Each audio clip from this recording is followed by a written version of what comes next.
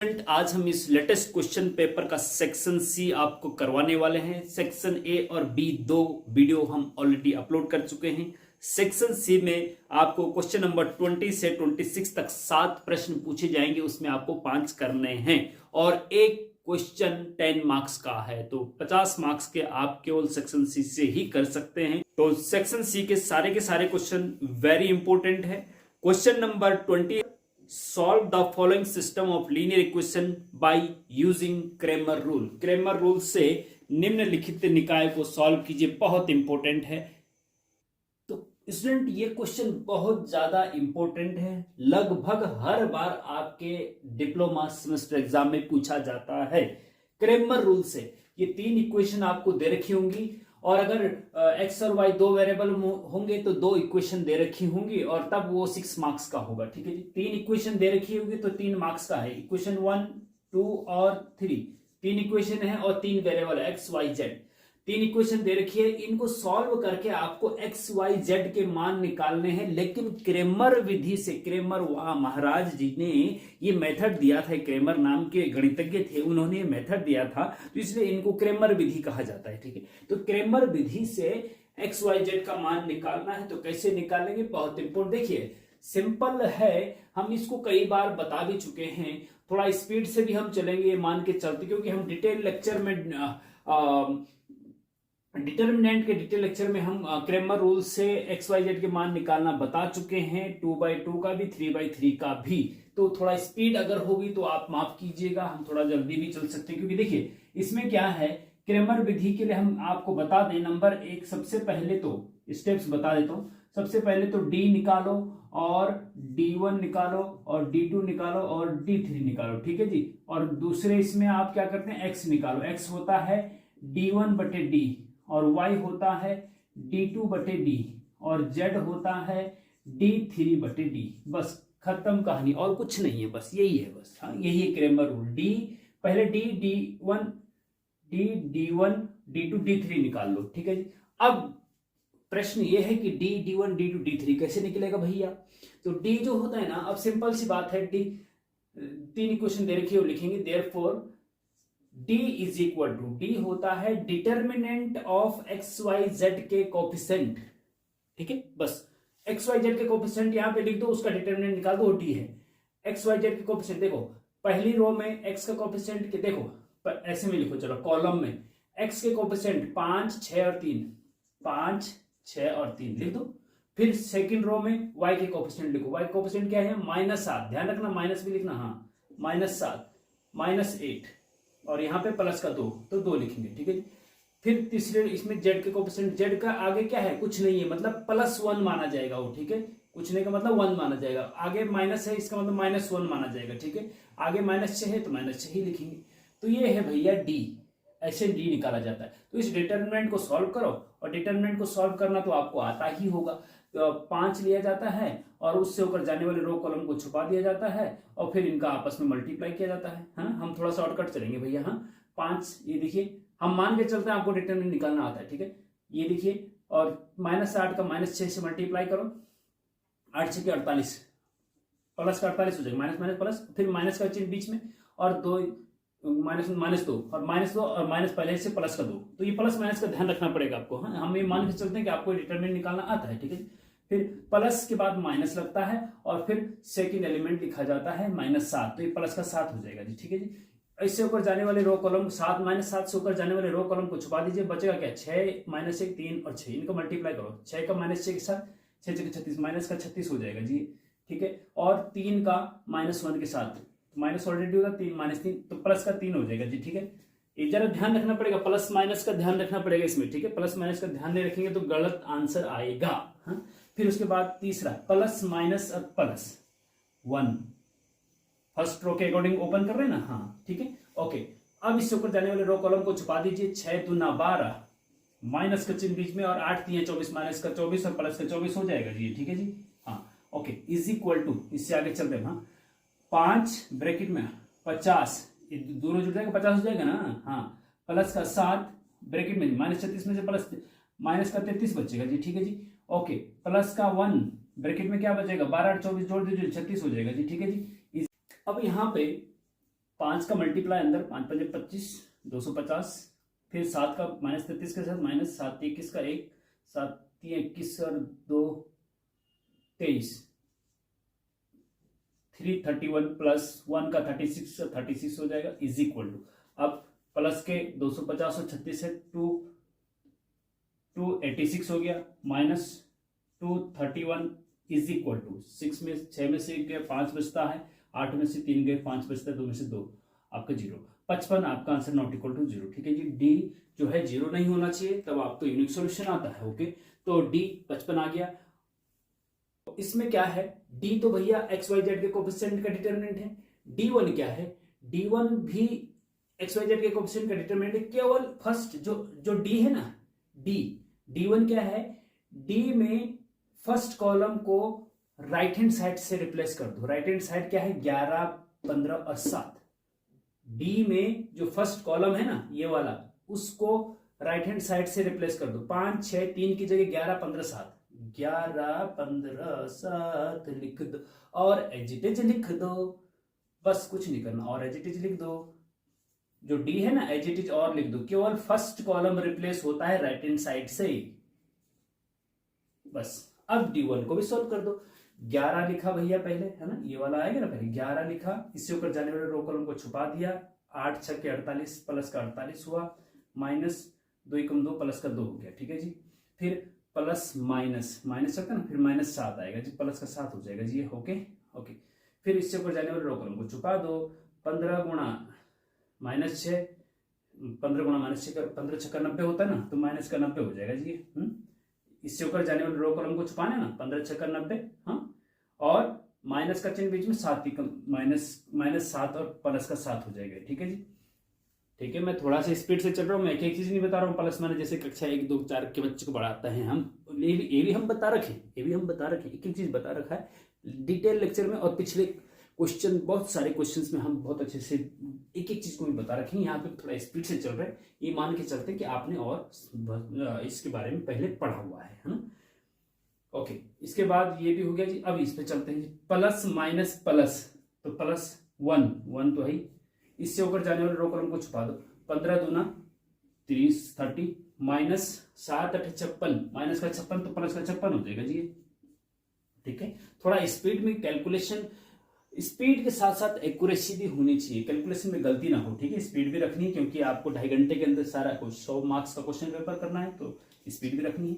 48 और 2 50 होता है ना, और 11 बाहर है, चलो 85 रखो फिलहाल, प्लस 7 बाहर है, 90 में से 7 घटा दो, माइनस का 83 बचेगा जी, है ना, बचेगा ना, हाँ ठीक है, प्लस 1 बाहर है जी, और 30 और 5 और 3 8 86 हो जाएगा जी, है ना, इज इक्वल टू, अब इसको आगे 11 5 55, 550 हो गया जी, फिर -7 का 83, 83 के साथ मल्टीप्लाई करो, 7 21 का 1 हासिल 2, 7 8 56 और 2 58, 58, 581 हो गया। Okay, sorry plus 86, okay. अब 550 और 86 दोनों पास के जोड़ दीजिए इनको, तो 6 और 8 और 5 13 का 3 और 5 और 1 6 36 माइनस 581। ठीक है जी, ओके। अब 6 में से 1 गए, कितना बचता है, 5 बचता है, 6 में से गए 5, 6 में से गए 5, और 3 में से 8 माइनस करो, 3 में से 8 अगर नहीं जा रहा है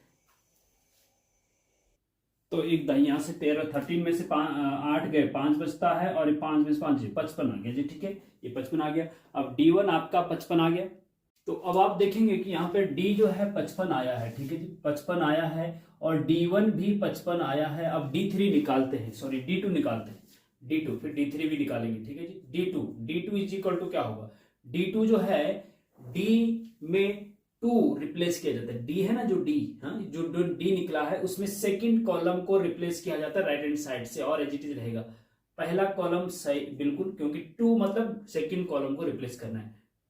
5 6 3 तो एज इट इज रहेगा, और 1 -1 और -6 पे एज इट इज रहेगा, केवल सेकंड कॉलम रिप्लेस होगा राइट हैंड साइड से। 11 15 7, 11 15 और 7। ठीक है जी, इसको सॉल्व करो, 5 आएगा पहले, इससे ऊपर जाने वाले रो कॉलम को छुपा दो, 15 15 छक्के कितने होते हैं, 15 छक्का 90 होते हैं, माइनस का 90 हो जाएगा, माइनस का फिर साथ में माइनस का 7 प्लस का 7 हो जाएगा। ठीक है जी।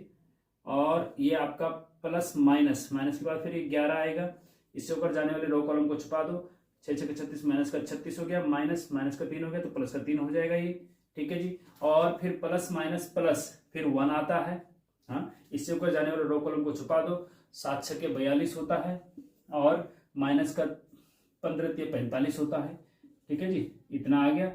अब यहां से आप देखेंगे आगे सॉल्व करके, 5 बाहर है, 90 में से 7 घटा तो माइनस का 83 बचता है और माइनस का 11 बाहर है, 36 माइनस का 36 प्लस का 3 माइनस का 33 हो जाएगा और ये आपका प्लस का 1 बाहर है, 42 में से 45 घटा दो माइनस का 3 रहेगा। ठीक है जी, सॉल्व कर दो इसको। 5 का माइनस 83 के साथ मल्टीप्लाई होगा तो माइनस तो आ गया आगे, 5 दिया 15 का 5 हासिल 1 5 48 और 41 है। फिर माइनस 11 और माइनस 33 का मल्टीप्लाई प्लस हो जाएगा, 11 3 33 का 3 और 11 3 33 और 3 हासिल तो कितना हो जाएगा, 36 हो जाएगा ना, 36 और फिर 1 का माइनस 3 माइनस का 3। ठीक है जी, इज इक्वल टू, अब देखिए माइनस का 315 है, माइनस का 3 है, इन दोनों को जोड़ करके माइनस का 418 हो गया जी। ठीक है जी, और प्लस का 363 हो गया जी। ठीक है, ये माइनस का। अब इसमें से इसको घटा तो जो आएगा वो माइनस का होगा, क्योंकि माइनस की संख्या बड़ी है ना। 8 में से 3 गए 5 बचता है और 1 में से 6 नहीं जाते हैं तो 11 में से 6 गए 5 बचता है, यहाँ 3 बचे, 3 में से 3 0। ठीक है जी, तो माइनस का 55 आ गया जी, ये D2 माइनस का 55 आ गया जी। तो D2 भी लिख देते हैं भैया, D2 आपका लिख दो एक जगह है ना, माइनस का 55 आ गया। हाँ अच्छा, अब D3 बचा है, D3 भी निकाल लेते हैं। चलो यहीं पे D3 इज इक्वल टू क्या होता है ये आपको पता ही है, D3 इक्वल टू होता है जो D है आपका उसका थर्ड कॉलम रिप्लेस कर दो, फर्स्ट और सेकंड एज इट रखो, 5 6 3 माइनस 7 माइनस 8 2 और थर्ड कॉलम को रिप्लेस कर दो राइट हैंड साइड से, 11 15 और 7। ठीक है, अब इसको सॉल्व कर दो, इज इक्वल टू पहले 5 लेंगे, इससे ऊपर जाने वाले रो कॉलम को छुपा दो, 8 7 56 माइनस का 56 और माइनस 15 2 30, फिर प्लस माइनस माइनस का 7 प्लस का 7 हो जाएगा ये। हाँ, और इससे ऊपर जाने वाले रो कॉलम को छुपा दो, 7 6 42 माइनस 15 3 45। ओके ठीक है, प्लस माइनस प्लस प्लस फिर 11 आएगा 11 आएगा और इससे ऊपर जाने वाले रो कॉलम को छुपा दो, 6 दूना 12 माइनस 8 3 24 माइनस का 24 तो प्लस का 24 हो जाएगा। ठीक है जी, ध्यान रखना इसका, बहुत इंपॉर्टेंट है। हाँ, इज इक्वल टू 5 बाहर रहेगा, अंदर इन दोनों को माइनस के दोनों जोड़ दो, 86 हो गया माइनस का, सॉरी 86 ओके ओके। फिर प्लस का 7 है, 42 में से 45 माइनस का 3 रहेगा, प्लस का 11 है, 12 और 24 जोड़ करके 36 हो जाएगा और इसको फिर से सिंप्लीफाई करो, 5 का 86 के साथ मल्टीप्लाई करो, 5 6 30 का 0 और 8 5 40 और 3 43 43 माइनस 4 30 आ गया, 7 का माइनस 3 के साथ तो माइनस का 21 आ गया, फिर प्लस 11 का 36 के साथ मल्टीप्लाई करो, 11 छक्के 66 का 6 और 11 3 11 66 के 6 हासिल 6। हाँ, और 11 3 33 और 33 और 6 39। ठीक है, अब यहां पे आप देख रहे होंगे कि माइनस के ये दोनों माइनस के जुड़ जाएंगे आपस में, तो ये हो गया जो आपका माइनस का ये 4 है, 3 और 2 5 है और 1 है। हाँ, 1 रहेगा यानी ये 1 0 1 3 और 2 5 4 ओके, और प्लस का 396 इज इक्वल टू, अब इसमें से 451 ज्यादा है माइनस का है, 386 कम है, तो इसको इसमें से घटा दीजिए। ठीक है जी, तो कहने का मतलब ये है कि 1 में से 6 नहीं जाते तो 11 में से 6 गए 5 बचता है, यहाँ पे आपका 4 बचा, यहाँ से हासिल दी 14 में से 9 गए 5 बचता है फिर से, और माइनस का बचता है जी माइनस का 55।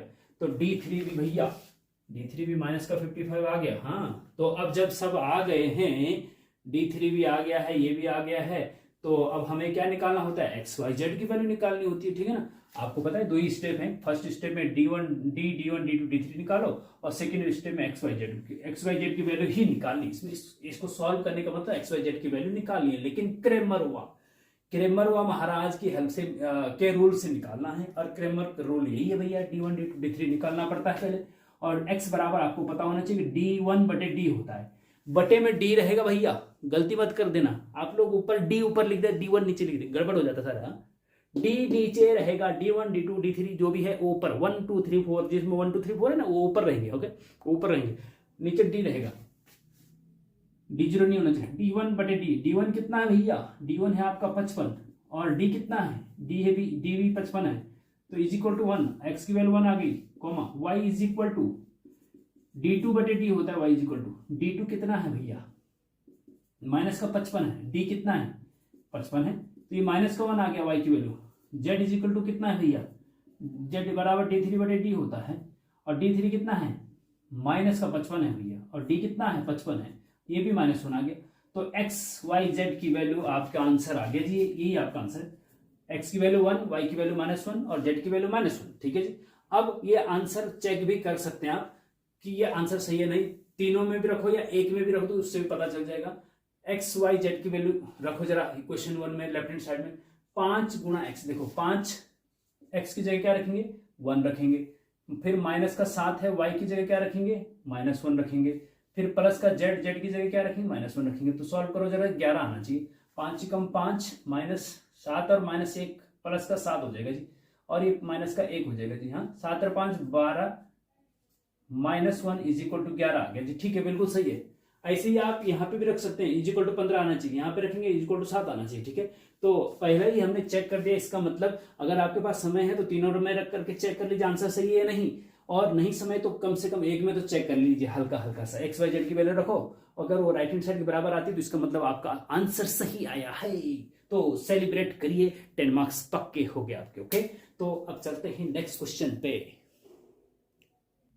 तो next question student, find the term independent of in the expansion of, आपके पास एक बाइनोमियल दे रखा है 3/2x² -1/3x की होल पावर 9।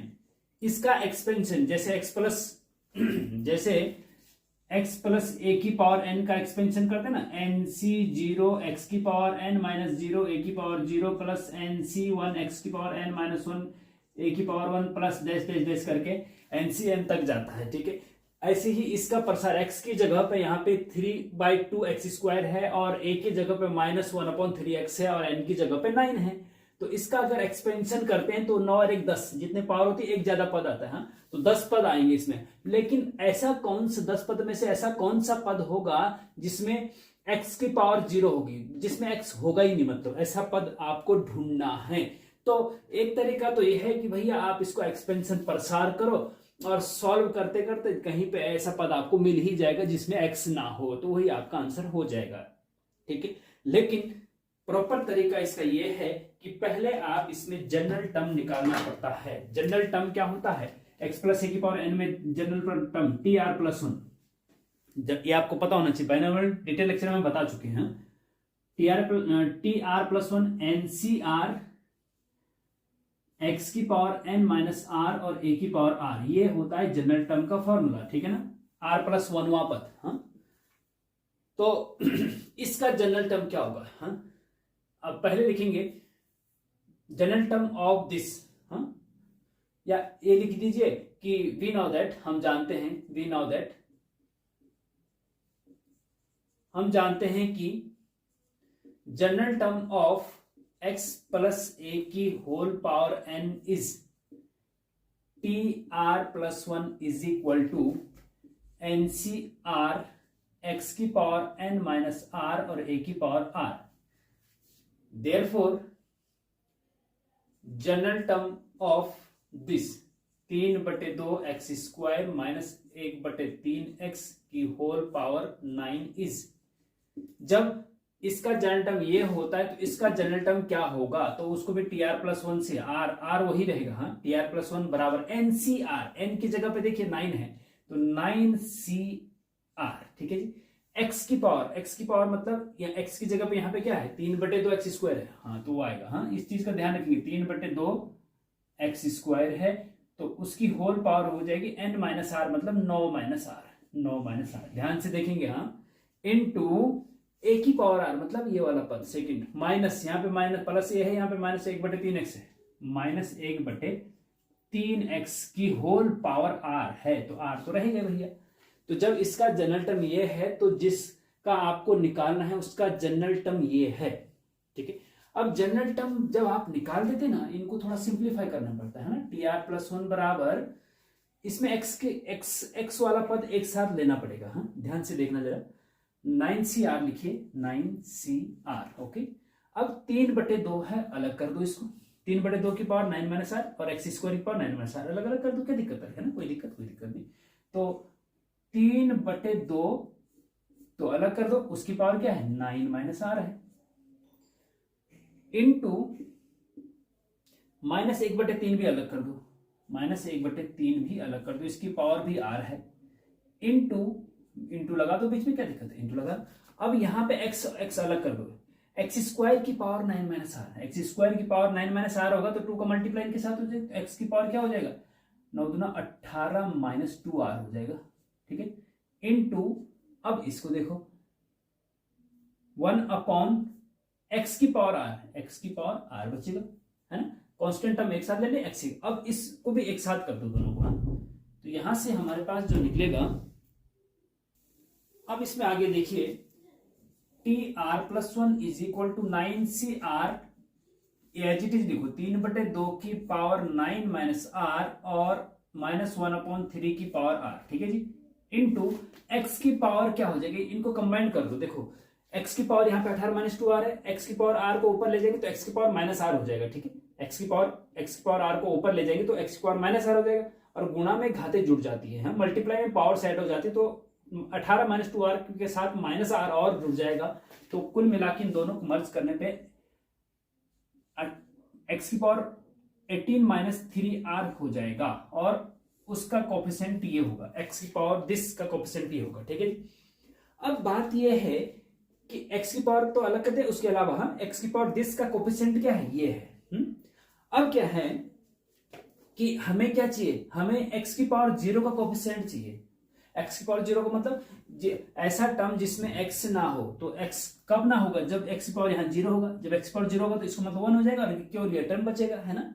तो हमें ये वाला टर्म इस कंडीशन में चाहिए जब x की पावर 0 हो, तो x की पावर 0 कब होगी, जब उसकी पावर को 0 के बराबर रख देंगे। हाँ, इसको इक्वेशन 1 मान लो, चलो थोड़ी देते हैं। नाउ पुट 18 - 3r = 0, r की जो पावर है उसको 0 के बराबर रख दो, हाँ, वहां से r निकल के आ जाएगा, क्योंकि हमें r की पावर 0 चाहिए ना, इसलिए। तो यहां से r बराबर जो निकल रहा है ना, वो 6 निकल रहा है, ठीक है, 3 से कट रहा है, r बराबर 6। अब इक्वेशन 1 में रख के देखो इसको, 1 एम्प्लाइज, तो t6 + 1, r की जगह 6 रखो, हाँ, 9c6, r की जगह 6, 3/2 की पावर 9 - r मतलब 9 - 6, तो 3 हो जाएगा, हाँ, और -1/3 की पावर r की जगह 6 रखो, हाँ, और इंटू x की पावर 0, x पावर 0 का मतलब 1 होता है, तो x की पावर कुछ 1 मतलब नहीं लिखेंगे उसको, ठीक है, 1, तो ये इंडिपेंडेंट टर्म ये हो गया, ठीक है।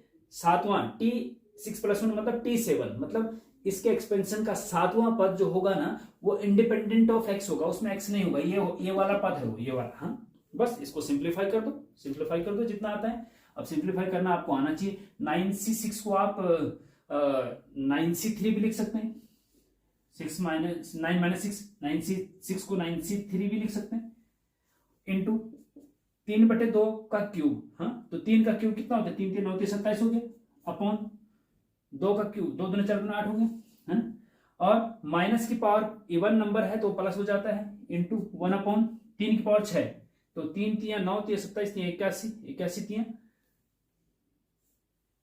3 की पावर 3 3 की पावर 3 अलग अलग कर दो, है ना, 3 3 9 3 27 27 गुणा 27 कर दो, है ना। और अब यहाँ पे आपको 27 काट दो और 9c3 को 9 इंटू 8 इंटू 7/3 × 2 × 1 कर दो और सिंप्लीफाई करके आपका आंसर आ जाएगा। या चाहो तो आप आंसर यहीं पे भी छोड़ सकते हैं, ये आपकी मर्जी है, ठीक है ना, कोई दिक्कत नहीं। कुल मिला के उनको एग्जामिनर को लगना चाहिए कि आपने बिल्कुल सही, अगर आर आपने सही निकाल दिया 6 तो इंडिपेंडेंट ऑफ एक्स आसानी से निकल जाता है।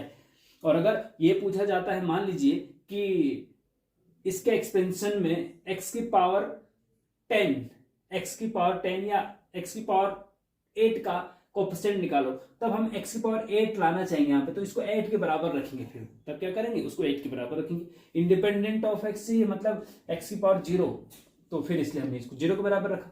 तो कोई सा अगर आपको इंडिपेंडेंट ऑफ x पूछता है, तो वो अगर ये पूछता है कि इंडिपेंडेंट ऑफ x ये, और अगर ये पूछता है कि x की पावर 6 का कोएफिशिएंट निकालो, तो जो x की पावर होगा उसको 6 के बराबर रखेंगे। इंडिपेंडेंट ऑफ x पूछता है तो x की पावर को जो 0 के बराबर रखेंगे।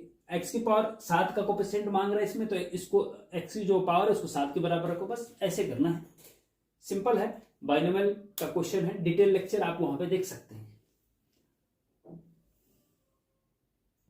तो next question number 22, prove that sin 20 into sine 40 into sine 60 into sine 80 is equal to 3/16 3/16 prove करना है स्टूडेंट, ठीक है। तो लेफ्ट हैंड साइड लेके चलिए और राइट हैंड, ट्रिग्नोमेट्री का क्वेश्चन है ये। लेफ्ट हैंड साइड है आपकी sine 20 degree into sine 40 degree into sine 60 degree into और साइन 80 डिग्री, ओके जी। अब यहां पे आपको पता है कि साइन में आपको 0, 30 और 60, 45 और 90 के मान पता है, इसका मान पता है आपको, ये 2 3 नहीं पता है, ठीक है जी। तो जिसका मान पता है उसको लिख दीजिए। साइन 60 का मान √3/2 होता है, आगे लिख दो √3/2, ठीक है जी। और इंटू फिर साइन 20 लिख दो, साइन 20 इंटू उसके बाद ये 2 बचते हैं, साइन 40 और साइन 80। हाँ, तो इन दोनों का फॉर्मूला, इनमें फॉर्मूला लगाना पड़ेगा, ठीक है जी। इनमें क्या बन, इनकी मल्टीप्लाई। हाँ, तो मल्टीप्लाई का फॉर्मूला आपको पता होना चाहिए स्टूडेंट कि 2 साइन ए इंटू साइन बी, हाँ, का एक फॉर्मूला होता है cos A minus B minus cos A plus B, ठीक है जी। ये आपको देखो, ये हम डिटेल में ऑलरेडी ट्रिग्नोमेट्री के डिटेल लेक्चर में बता चुके हैं कि 2 एंगल का जब प्रोडक्ट होता है तो उनको प्रोडक्ट को प्लस या माइनस में, सम या डिफरेंस में कैसे चेंज करते हैं उस पे बेस्ड है। पूरा लेक्चर इसी पे बना रखा है, और आपको जरूरत है तो आप कमेंट में पूछ लीजिए, हम आपको लिंक भेज देंगे, ठीक है। तो इस प्रकार से ऐसे ही बहुत सारे फॉर्मूले हैं जो आपको याद होने चाहिए। चलो यहाँ पे तो हमारा 2 साइन ए साइन बी ये हो गया है ना। इसी प्रकार से और भी फॉर्मूले हैं, जैसे कि आपका 2 साइन ए साइन बी है, 2 साइन ए इंटू कॉस बी है, ठीक है जी। अगर साइन और कॉस है, ये हम वहां डिटेल में बता चुके हैं। साइन ए प्लस बी ये होता है साइन ए प्लस बी, और प्लस साइन ए माइनस बी, ठीक है जी। इस प्रकार से ये सारे फॉर्मूले डिटेल में आपको याद होने चाहिए। प्रोडक्ट को सम और डिफरेंस में कैसे चेंज करते हैं आपको याद होने चाहिए, बहुत इंपॉर्टेंट है एक्चुअली, ठीक है ना। तो इसलिए अभी तो हम फिलहाल इसी को लिख रहे हैं जो हमें जरूरत है। अब यहां पे क्या है कि इन दो को एक साथ ले लो, तो साइन ए साइन बी, लेकिन 2 आगे चाहिए तो 2 का मल्टीप्लाई भी कर दो। हाँ, क्या कर दो, देखो ये तो बाहर ले लिया हमने, ये और ये। हाँ, अब बचा ये 2, लेकिन इसमें 2 आगे रखो, 2 साइन 80 डिग्री पहले रख दो, चलो, क्योंकि फिर माइनस का झंझट नहीं आएगा ना बीच में। ए माइनस बी जब करेंगे तो ए इसको मान लेंगे, इंटू साइन बी मतलब साइन 40 रख दो, है ना, क्योंकि मल्टीप्लाई में आगे पीछे रखने कोई फर्क तो पड़ता नहीं। 2 हमने अपनी तरफ से रखा तो 2 अपनी तरफ से रखा तो 2 से डिवाइड भी करना पड़ेगा भैया, अपनी तरफ से रखा ना, इसलिए समझ गए बात। ये तो बाहर आ गया, ये इसका मान ये यहाँ पे आ गया, इन दोनों को यहाँ पे रखा, 2 से मल्टीप्लाई किया, 2 से डिवाइड भी किया, ओके। अच्छा, अब आगे चलो, क्यों किया हमने, अब आपको पता चल जाएगा भैया क्यों किया। √3 ये 2 इसके साथ ला दो, 2 इसके साथ ला दो, हाँ, 2 दूना 4, ठीक है जी। और ये आपका साइन 20, ठीक है जी। अंदर क्या होगा बताओ, 2 साइन ए साइन बी, साइन ए साइन बी होता है cos A minus B minus cos A plus B, ठीक है जी। तो कॉस ए माइनस बी, ए की जगह 80 है, बी की जगह 40 है, cos A minus B 80 minus 40 कितना हुआ 40 डिग्री हो गया जी।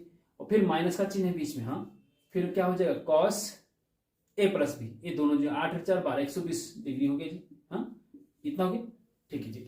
अब 120 डिग्री का 40 का तो नहीं निकाल सकते, लेकिन cos 120 डिग्री का मान हम निकाल सकते हैं। देखो cos 120 डिग्री का मान कैसे निकालते हैं, ये हम ट्रिग्नोमेट्री के डिटेल लेक्चर में ऑलरेडी बता चुके हैं, लेकिन यहाँ पे cos 120 को आप 90 प्लस 30 डिग्री लिख सकते हैं, और 90 प्लस थीटा जो होता है ना वो साइन थीटा होता है। क्या होता है 90 प्लस थीटा जो है साइन थीटा होता है, इसलिए साइन 30 हो जाएगा ये, ठीक है जी, साइन 30 हो जाएगा। लेकिन प्लस या minus 90 plus theta second quadrant में कॉस नेगेटिव होता है, इसलिए माइनस आएगा, ठीक है जी। हाँ तो कॉस 90 प्लस 30 बराबर माइनस साइन 30 हो गया, और माइनस साइन 30 की वैल्यू क्या होती है, साइन 60 का मान √3/2, तो साइन 30 का मान 1/2, तो माइनस का 1/2 आ गया आपका। कॉस 120 माइनस 1/2 रखेंगे और साइन 20 का अंदर मल्टीप्लाई कर देंगे, ओके इज इक्वल टू, देखिए √3/4 इसका मल्टीप्लाई अंदर कर दो, हाँ sine 20 degree into cos 40 degree, ठीक है जी, इसका मल्टीप्लाई माइनस कॉस 120 का मान क्या माइनस 1/2, तो प्लस का 1/2 हो जाएगा जी, और साइन 20 भी यहां पे आ जाएगा, साइन 20 भी यहां पे आ जाएगा, ठीक है जी। ओके इतना हो गया। अब आगे बढ़ो,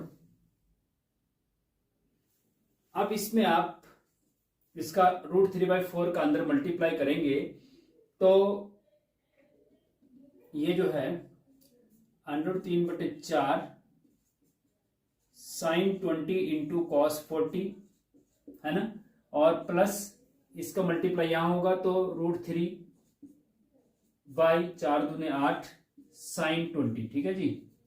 अब यहां पे आप फिर से, क्योंकि दो ट्रिग्नोमेट्रिक रेशियो का मल्टीप्लाई है ना, तो इसमें 2 का मल्टीप्लाई करके फिर से आप इसको कर सकते हैं। देखो √3/4 तो है ही आपका, यहां पे इंटू 1/2 बाहर कर दो और अंदर 2 का मल्टीप्लाई कर दो। 1/2 अपनी तरफ से बाहर किया तो 2 का मल्टीप्लाई भी करना है, 2 का मल्टीप्लाई इसके साथ, कॉस पहले रख दो, बड़ा एंगल है ना इसलिए माइनस का चिन्ह नहीं रहेगा, झंझट। फिर कॉस 40 इंटू साइन 20, ठीक है ये हो गया। 1/2 अपनी तरफ से मल्टीप्लाई किया, 2 का मल्टीप्लाई किया अपनी तरफ से, और cos 40 इंटू cos 20 लिख दिया, ठीक है जी। और ये तो सिंगल है भैया, इसको एच लिखो, ध्यान से देखिए, बहुत इंपॉर्टेंट है। हाँ पिछले बार, इससे पहले बार ये साइन की जगह cos लगे थे और एंगल सेम थे, और इस बार साइन एंगल सेम है, साइन आ गए, ठीक है। तो थोड़ा सा आगे पीछे आएगा, लेकिन प्रोसेस अगर आपको पता है तो सारे आसानी से हो जाते हैं। और इसका डिटेल लेक्चर हम दो ट्रिग्नोमेट्रिक रेशियो का मल्टीप्लाई को प्रोडक्ट सम में और डिफरेंस में कैसे चेंज करते हैं वो हम डिटेल लेक्चर में बता चुके हैं। वो चाहिए होगा तो आप कमेंट करिए, लिंक में हम आपको प्रोवाइड करा देंगे। अब देखिए इसमें फिर से लगेगा भैया, हाँ तो इसका भी आपको पता होना चाहिए कि देखिए 2 cos A sin B, 2 cos A sin B का फॉर्मूला लगेगा यहाँ पे, जैसे 2 sin A sin B का लगा था वहां पे, तो 2 cos A sin B का जो फॉर्मूला स्टूडेंट वो है sin A plus B minus sin A minus B। तो ये आपको याद होनी चाहिए, हाँ नहीं पता, और ये कैसे याद होते हैं वो हम डिटेल लेक्चर में बता चुके हैं वहां पे, ठीक है ना। हाँ ये याद होनी चाहिए, बिना इसके याद के आपको काम नहीं होगा, हाँ इस चीज का ध्यान रखना। तो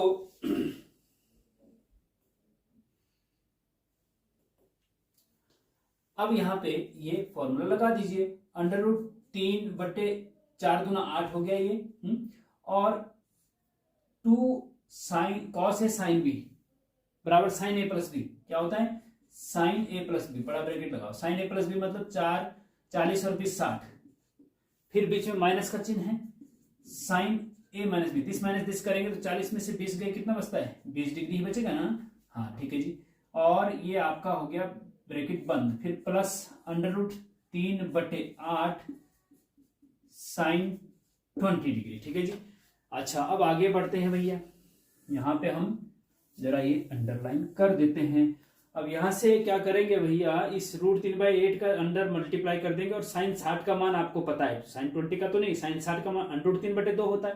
तो √3/8 √3/8 इंटू साइन 60 इंटू अंदर मल्टीप्लाई करें ना इसका इसके साथ और इसके साथ होगा। साइन 60 की वैल्यू क्या होती है, साइन 60 की वैल्यू होती है √3/2। ओके, और फिर माइनस इसका मल्टीप्लाई इसके साथ करो, √3/8 साइन 20 डिग्री। ओके, ध्यान रखना, फिर प्लस इसको लिखो भैया, ये सेम है √3/8 साइन 20 डिग्री, और ये सेम है, प्लस का माइनस का कट जाएगा, बचेगा केवल इतना वाला। हाँ, तो √3 और √3 का मल्टीप्लाई आपस में करेंगे तो 3 होता है, और 8 का मल्टीप्लाई 3 के साथ 2 के साथ करेंगे तो 8 दूना 16 होता है जी। 3/16 आपका आंसर। अच्छा ठीक है, देखो राइट हैंड साइड आ गई। हाँ, राइट हैंड साइड प्रूव्ड हो गया जी। तो इस प्रकार से स्टूडेंट इसको प्रूव करना होता है, बहुत इंपॉर्टेंट है, रिपीट होता है। और ये रिपीट इसलिए भी होता है कि आप लोगों को ये फॉर्मूले याद नहीं रहते। समस्या सबसे ज्यादा ये है कि 2 sin A sin B, 2 cos A cos B, 2 sin A cos B, 2 cos A sin B, ये 4 फॉर्मूले हैं, इनको रट डालिए। और नहीं यहां पे समझ में आ रहा, रट नहीं पा रहे हैं आप, तो आप कमेंट करिए, डिटेल लेक्चर हम इसका भेज देंगे, वहां पे आपको समझ में आ जाएगा। या फिर सीधे आप प्लेलिस्ट, ट्रिग्नोमेट्री प्लेलिस्ट में चले जाइए, वहां पे आपको अगर आप सीरियल से देखेंगे लेक्चर को तो सारा समझ में आ जाएगा, याद भी हो जाएगा। ठीक है, तो चलते हैं नेक्स्ट क्वेश्चन पे। तो स्टूडेंट इसके जो है, जो 7 क्वेश्चन है ना सेक्शन सी के, तो उसमें हम 3 क्वेश्चन कर चुके हैं और उसी में हमारा 1 घंटा के करीबन टाइम हो चुका है। तो इसलिए हम सोच रहे हैं कि इसके अलावा जो 4 क्वेश्चन वो नेक्स्ट पार्ट में दें, क्योंकि एक साथ आपको डोज ज्यादा हैवी हो जाती है, आप झेल नहीं पाते हैं। तो हम नेक्स्ट लेक्चर में इसको लेके आएंगे फिर, है ना। तब तक के लिए आप यहीं तक पीछे पूरा क्लियर कर लीजिए। Okay, thank you.